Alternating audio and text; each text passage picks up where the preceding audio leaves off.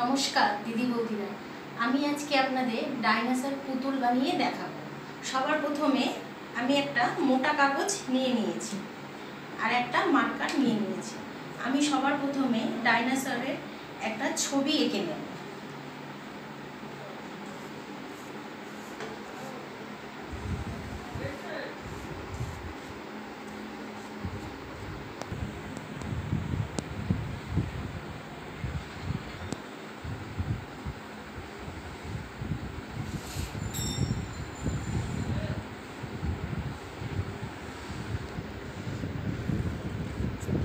এই যে দেখুন, একটা ডাইনোসরের ছবি আমি এঁকে নিয়েছি।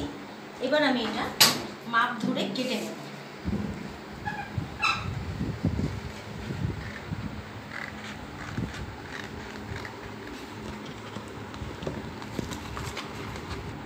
এই যে দেখুন, আমি কেটে নিয়েছি। এবার আমি এই ফর্মাটা কাপড়ের উপরে পেতে নেব। এই কাপড়টার উপরে আমি পেতে নেব, সমান করে ভাঁজ করে নিচ্ছি কাপড়টা।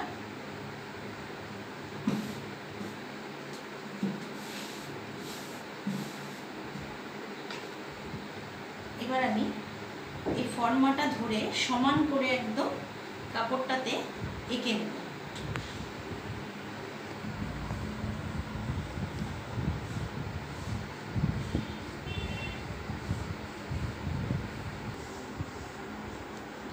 এই যে দেখুন, আঁকা হয়ে গেছে। এবার আমি এটা কেটে নেব।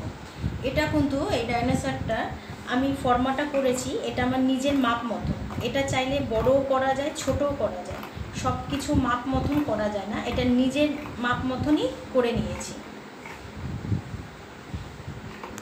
এটা কিন্তু কাপড়টা কিন্তু পেতেছি আমি ডবল করে। এখানে কিন্তু দুটো কাপড় আছে, দুটো কাপড়ের উপরে আমি ফর্মা পেতে সমান করে মাপ করে কেটে নিয়েছি। এই যে দেখুন, দুটো পিস আমি এভাবে কেটে নিয়েছি। এবার আমি এটা সাইডে রেখে নিচ্ছি। এবার আমি এই কাপড়টা এরকম চার কোণ একটা টুকরো কাপড় কেটে নেব।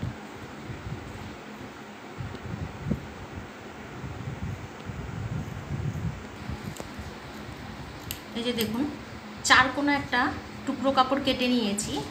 এটা এবার আমি এই কোণাটা কেটে নেব, এই পাশেরও কোণাটা এইভাবে কেটে নেব।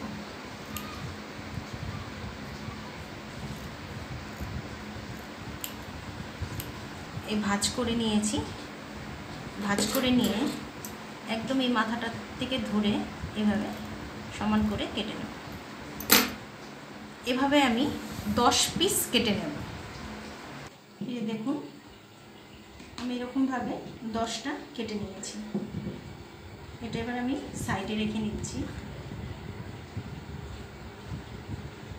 এবার দেখুন, আমি এই কাপড়টা লম্বা করে সমান করে কেটে নেব।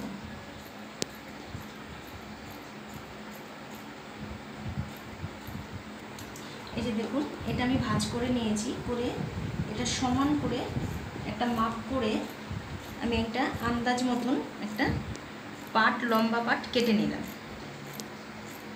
এটা আমি 2 পিস এরকম কেটে নেব।